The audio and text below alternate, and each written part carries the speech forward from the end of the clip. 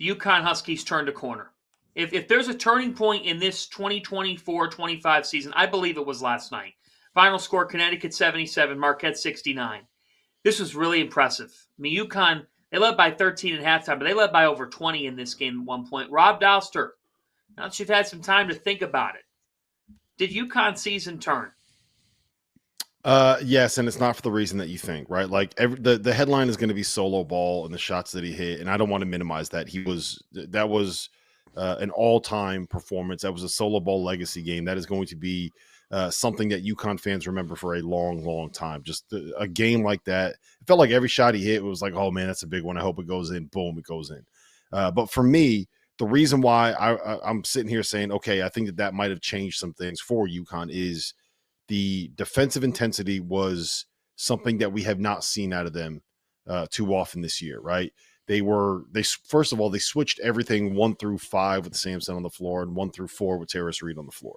That's not something that they've done a lot of this season. And I believe the only other time they did that was against DePaul. Now, what Marquette does is very different than what DePaul does offensively. And they were communicating those switches. There was, when they weren't getting beat on straight line drives, the effort was there, right? They were able to recover. There was a tenacity about them of keeping guys from being able to get to the rim. Like they kept forcing Cam Jones to get to the paint and kind of turn around and dribble. And instead of getting those, he loves that left-handed like scoop floater off the glass. They were cutting him off and making him try to take little turnarounds in the lane, which is a different shot. And he can make some of them, but they were making life difficult for him. And to me, that's what it was. It was the defensive effort. But they also turned the ball over 25 times, right? 25 times against Marquette. I don't think I've ever seen a team go on the road, turn the ball over 25 times, and completely dominate a game against a top 10 team. Like that was the weirdest game of basketball I think I've seen in a long, long time. But, credit to them. If there's something you could take out of this more than anything else, it was that effort defensively. And that's the knock on them. They can't guard. Well, they went on the road against a top 10 team and they guarded last night. Tyler, any thoughts on the Huskies, where they stand? Yeah, I still think that they're going to compete for the Big East. Regular season title, tournament title. I think that definitely have the culture to make a little bit of run in the tournament. And also Liam McNeely, he's going to be back off an injury. He's going to be a big-time player for, he's had good flashes this season. And he's one of those players that is a really good field player. He knows how to read the game. He doesn't force things. There's been some games where he's played better, or he's a kind of a savvy freshman if that's a thing. And I think having him back is going to be a big deal for them as well. Fanta, we are heading into one of the biggest weeks of Big East basketball that we've seen in a long time.